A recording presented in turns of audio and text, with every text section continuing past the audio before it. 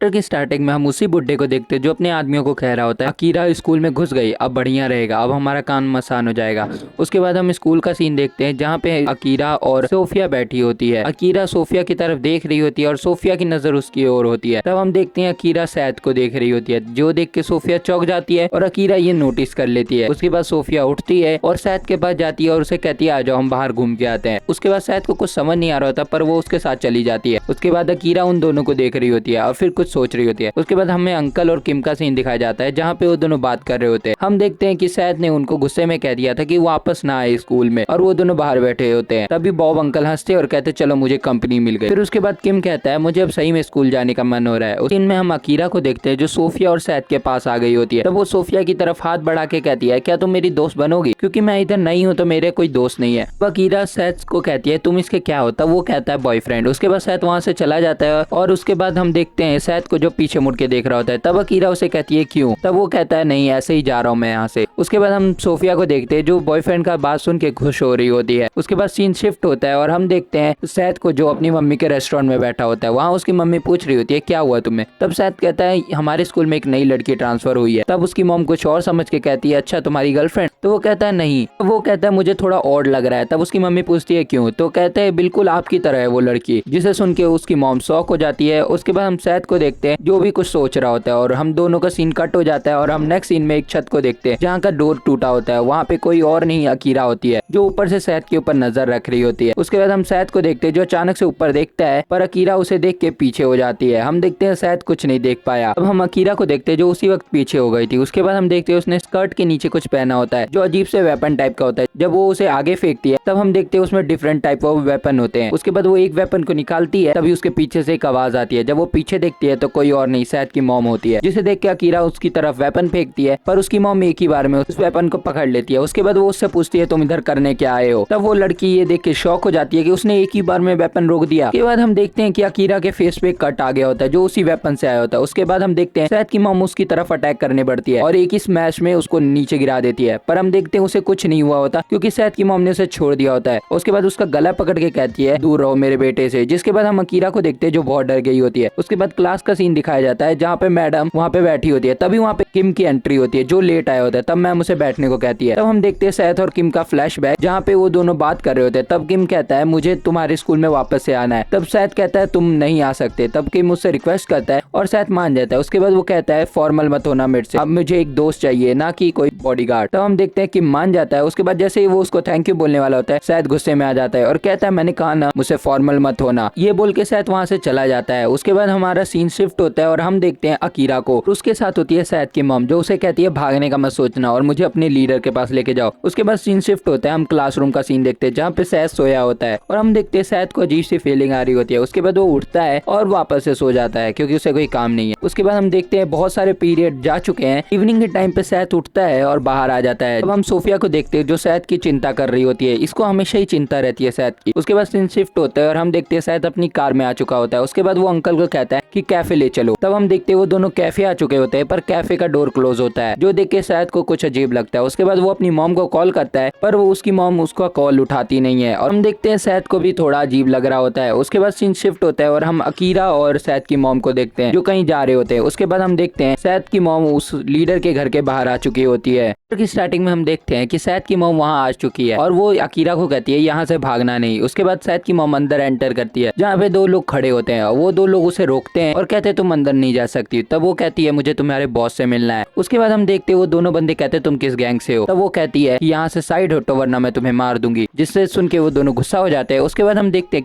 कि सैद की मॉम ने एक बार में ही उन दोनों को नीचे गिरा दिया है। उसके बाद वो दोनों बजर बजा देते हैं जिससे सारे बंदे अलर्ट हो जाते हैं। उसके बाद हम देखते हैं कि सैद की मॉम अंदर आ चुकी होती है जहाँ पे एक टैटू वाला पर्सन खड़ा होता है। उसके बाद वो कहता है तुम हो कौन। तब सैद की मॉम कहती है ध्यान से सोचो तुमने मुझे पहचाना नहीं। उसके बाद हम देखते हैं चारों तरफ से गुंडे बाहर आने लगते हैं वेपन लेके और वो टैटू वाला बंदा कहता है अब तुम बचोगी नहीं। उसके बाद हम देखते हैं वो गुस्से में कहती है कि तुम में से कोई भी नहीं बचेगा जिसने मुझे अटैक किया। उनके टैटू वाला बंदा शॉक हो जाता है। उसके बाद हम देखते हैं टैटू वाला बंदा कुछ समझ नहीं पा रहा होता है और सैद की मॉम लड़ने के लिए रेडी होती है। उसके बाद जिम का सीन दिखाया जाता है जहाँ पे विक्टर और ब्रॉक ट्रेनिंग कर रहे होते हैं। हम देखते हैं दोनों की फाइट अभी तक चल रही होती है और ब्रॉक और विक्टर लड़ रहे होते हैं और दोनों थक चुके होते हैं फिर भी नहीं रुकते। हम देखते हैं ब्रॉक विक्टर पे अटैक करता है पर विक्टर उसे डॉज करता है। उसके बाद जैसे ही विक्टर उस पर अटैक करता है ब्रॉक भी उसे डॉज कर लेता लेता है, पर हम देखते हैं दोनों का पंच एक दूसरे को लग चुका होता है और विक्टर दूर जाके गिरता है। और हम देखते हैं दोनों जैसे ही दोबारा कंटिन्यू करने वाले होते हैं तभी किसी की आवाज आती है, तुम दोनों स्कूल क्यों नहीं आए। और हम देखते हैं ये और कोई नहीं सैथ होता है। उसके बाद वो दोनों चौंक जाते हैं उसे वहाँ देख के। तब सैथ कहता है मजेदार लग रहा है, क्या मैं भी आऊँ। तब हम देखते हैं ब्रॉक वहाँ से चला जाता है। जब सैथ उससे पूछता है क्या तुम मेरे से लड़ोगे नहीं, तब ब्रॉक कहता है कि कुछ टाइम और रुक जाओ, मैं सीधा तुम्हें मारूंगा। उसके बाद सैथ हंसने लगता है और ब्रॉक वहाँ से चला जाता है। हम देखते हैं कि सैथ के सामने किसी ने ग्लव्स फेंके और विक्टर होता है जिसने उसके सामने ग्लव्स फेंके होते हैं और कहता है आ जाओ हम दोनों फाइट करते हैं और इस बार तुम नहीं बचोगे। विक्टर लड़ने के लिए एकदम तैयार रहता है। हम देखते हैं सैथ भी पूरा एकदम जोश में होता है और वो दोनों रिंग में आ जाते हैं। हम देखते हैं दोनों की फाइट शुरू हो चुकी होती है। विक्टर सैथ पे हमला करता है पर सैथ पीछे हट जाता है और बच जाता है। उसके बाद सैथ स्माइल करता है और विक्टर गुस्से में आ जाता है। तब सैथ अटैक करता है और विक्टर कहता है ये ब्रॉक और ये सैथ ये दोनों इतने स्ट्रॉन्ग क्यों हैं। विक्टर को गुस्सा आने लगता है और वो आगे बढ़ता है। हम देखते हैं वो चिल्ला के एकदम आगे बढ़ता है। सैथ और विक्टर के पंच आपस में टकराते हैं। उसके बाद सीन शिफ्ट होता है सैथ की मॉम की तरफ जहाँ पे वो सारे गैंगस्टर लड़ने के लिए रेडी होते हैं। हम देखते हैं उनके पसीने छूट रहे होते हैं। हम देखते हैं सामने सैथ की मॉम होती है जो सब गुंडों को सुला चुकी होती है। तभी उसके पीछे से एक बंदा अटैक करता है पर सैथ की मॉम उसे एक किक में गिरा देती है। देखते हैं सैथ की मॉम की नजर पीछे जाती है जहाँ से एक बंदा नाइफ लेके आ रहा होता है। हम देखते हैं वो एक बॉडीगार्ड को उठाती है जिसे नाइफ लग जाता है। उसके बाद वो उंगलियां लेती है और उसकी आंखों में डाल देती है जैसे सैथ ने किया था और उसे नीचे पटक देती है। उसके बाद हम सैथ की मॉम का एक स्कैरी लुक देखते हैं जिसे देख के सारे बंदे डर जाते हैं पर वो सारे हार नहीं मानते और तभी सैथ की मॉम के पीछे से एक बंदा चिल्लाते हुए गन लेके आता है जिसे देख के सैथ की मॉम उसकी तरफ मुड़ती है और पीछे से एक और बंदा डंडा लेके आ रहा होता है पर वो उसे उठाती है और गिरा देती है। उसके बाद हम देखते हैं जिसके हाथ में गन था उसने शूट कर दिया होता है और वहाँ पे एक और बॉडीगार्ड मारा होता है पर सैथ की मॉम को खरोच नहीं आया होता। तभी सैथ की मॉम एक स्वॉर्ड उठाती है और एक बंदे के शोल्डर पे मार देती है। उसके बाद हम देखते हैं वहाँ पे वो बंदा मर चुका होता है और हम देखते हैं वो पूरे ब्लड से नहाई होती है। तभी वो टैटू वाला बंदा चौंक जाता है ये देख के। सैथ की मॉम कहती है जो भी मेरे रास्ते में आएगा मैं सबको खत्म कर दूंगी। दूसरी तरफ सीन शिफ्ट होता है जेसन और सोफिया के पापा की तरफ जहाँ वो दोनों बात कर रहे होते हैं। तब सोफिया के पापा कहते हैं तुम करना क्या चाहते हो, जहाँ पे जेसन के पापा कहते हैं मैं सनशाइन ग्रुप को खत्म कर दूंगा। तब सोफिया के पापा जेसन के पापा को कहते हैं कि ये इतना आसान नहीं होने वाला, उनके खिलाफ कोई नहीं जाने वाला है। तब जेसन के पापा कहते हैं कोरिया में कोई नहीं जाएगा पर मैं बाहर से गुंडे बुलाऊंगा। उसके बाद ये सुन के सोफिया के पापा शॉक हो जाते हैं और कहते हैं तुम्हें जो करना है करना पर मैं इन सब के बीच में नहीं पड़ने वाला। वो गुस्से में यहाँ से चले जाते हैं। वो कहते हैं मैं ऐसा प्रिटेंड करूंगा कि मैंने कुछ सुना नहीं, जिसे सुन के जेसन के पापा गुस्सा हो जाते हैं। उसके बाद सीन शिफ्ट होता है जहाँ पे हम उन बॉडीगार्ड्स को देखते हैं जो सारे नीचे गिरे होते हैं और वहाँ पे टैटू वाला पर्सन भी नीचे गिरा होता है। उसके बाद उस बुढ़े को दिखाया जाता है जो छेद से सब कुछ देख रहा होता है। तभी सैथ की मॉम उस छेद में तलवार डाल देती है। हम देखते हैं वो बुढ़ा थोड़े से के लिए बचा होता है वरना उसका टिकट कट जाता। और उसके बाद सैथ की मॉम कहती है मेरे बेटे से दूर रहो। उसके बाद सैथ की तरफ सीन शिफ्ट होता है जहाँ वो क्लास में बैठा होता है और सोफिया उसे देख के बार बार चिंता कर रही होती है। हमें पास का सीन दिखाया जाता है जहाँ सोफिया ने उसके डिनर के लिए पूछा था पर सैथ उसे मना करके कहता है कभी और चल लेंगे, जिसे सुन के सोफिया थोड़ी शॉक हो जाती है। उसके बाद अंकल का सीन दिखाया जाता है जहाँ पे सैथ आया होता है और कहता है कैफे चलो जल्दी। तब हम देखते हैं सैथ कैफे में आ चुका होता है जहाँ उसकी मम्मी काम कर रही होती है। तब सैथ कहता है कल कहाँ थी तुम। तब उसकी मम्मी कहती है कि मैं बाहर गई थी कुछ काम से पर तुम इतना चिंता क्यों कर रहे हो। फिर सैथ कहता है चिंता नहीं करूंगा, तुमने कॉल भी नहीं उठाया था। उसके बाद हम देखते हैं कि वहाँ पे अकीरा भी खड़ी होती है जिसे देख के सैथ कहता है ये लड़की यहाँ क्या कर रही है। तब उसकी मॉम कहती है अब यहाँ से पार्ट टाइम जॉब करेगी ये लड़की। तब हम देखते हैं सीन शिफ्ट होता है और उसके बाद वहाँ पे बंदे को दिखाया जाता है जो एक गैंगस्टर होता है, घोस्ट गैंग का बॉस होता है, जहाँ पे हम देखते हैं जेसन के अंकल वहाँ पे पैसे लेके आए होते हैं और उसे कहते हैं कि मेरा एक काम कर दो। तब वो कहता है कौन सा काम, और यहीं पे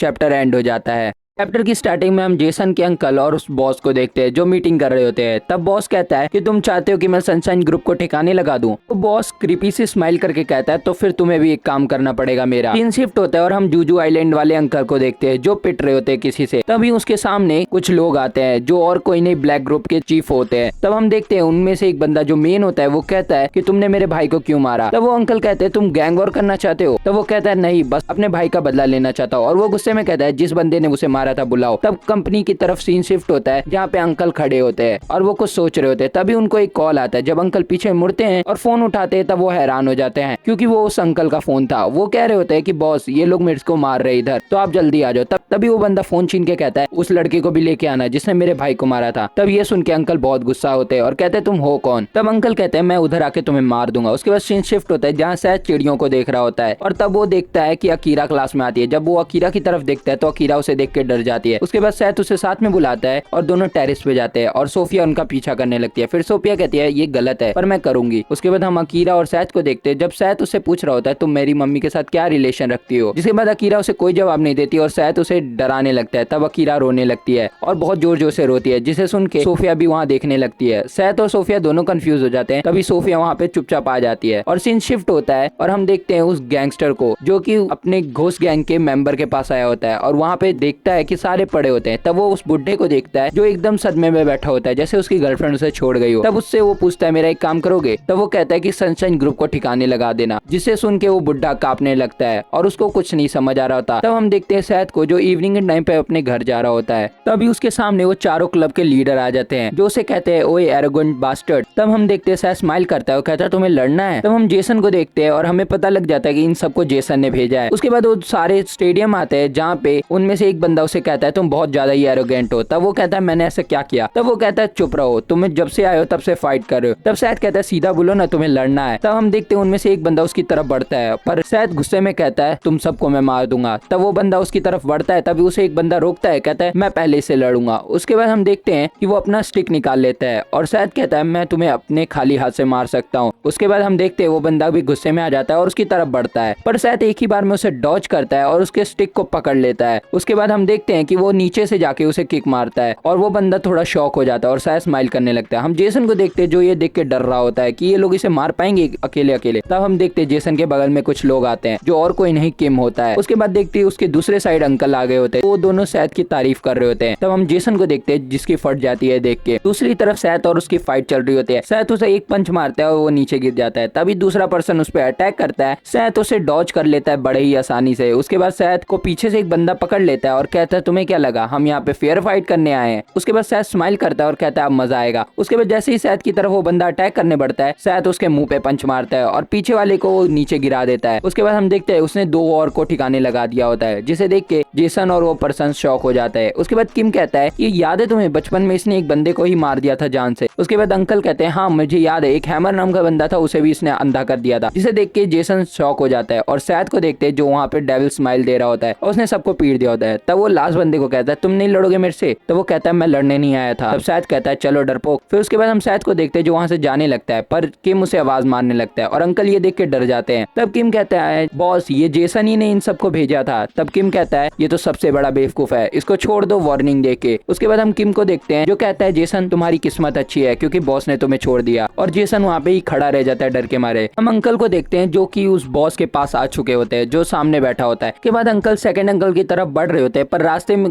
उनका रास्ता दो टकले रोक देते हैं। जिसके बाद अंकल उन्हें कहते हैं कि साइड हो जाओ वरना तुम यहीं मरोगे। उसके बाद उनका बॉस उन्हें साइड होने बोलता है और अंकल जाके सेकंड अंकल से बातचीत करने लगते हैं। जब वो उनसे पूछते हैं कि तुम ठीक हो तब वो कहते हैं मैं तो ठीक हूँ पर किसी को बताना नहीं कि मैं यहाँ पे पिट गया क्योंकि ये एम्बैरेसिंग होगा। तब उसके बाद अंकल कहते हैं कुछ मिनट रुक जाओ मैं इनको बताता हूँ कि मैं कौन हूँ। उसके बाद हम देखते हैं वो बॉस चिल्ला के कहता है उस लड़के को ले आओ ना। तब अंकल कहते हैं तुम्हें लगता है तुम उससे जीत पाओगे जिस लड़के की तुम बात कर रहे हो उसने मेरे फेस का ये हाल किया है। तब अंकल गुस्से में हो जाते हैं और अपना चश्मा उतार के दिखाते हैं। उसके बाद ये बॉस देख के शॉक हो जाता है और कहता है उस बच्चे ने ये किया। उसके बाद वो दोनों टकले उसकी तरफ बढ़ते हैं और अंकल उन दोनों की तरफ बढ़ते हैं लड़ने के लिए। हम देखते हैं कि अंकल पे वो दोनों अटैक कर चुके हैं पर अंकल को कुछ फर्क नहीं पड़ता और वो गुस्से में दोनों को देख रहे होते हैं और दोनों टकले फिर से लड़ने के लिए तैयार होते हैं पर अंकल उनमें से एक को पंच मार के गिरा देते हैं और दूसरे को हवा में लटका देते हैं अपने हाथों की मदद से जिसे देख के बहुत हैरान हो जाता है। और हम देखते हैं अंकल को जो एकदम गुस्से में आ चुके होते हैं। तब अंकल और वो बॉस आमने सामने आ जाते हैं और यहीं पे चैप्टर एंड हो जाता है। तुम लोगों का थैंक यू क्योंकि तुमने 3K सब्सक्राइबर करा दिए और मेरा चैनल भी मोनेटाइज हो गया। तो बहुत बहुत थैंक यू तुम लोगों का। ऐसे ही सपोर्ट बनाए रखना और वीडियो अच्छी लगे तो लाइक और सब्सक्राइब भी करना। अगर तुम्हारे पास कोई नया एनिमे या मानवा है जो मैं एक्सप्लेन करूँ तो कमेंट में जरूर ड्रॉप कर देना उसका नेम। मैं मिलता हूँ तुम्हें नेक्स्ट वीडियो में।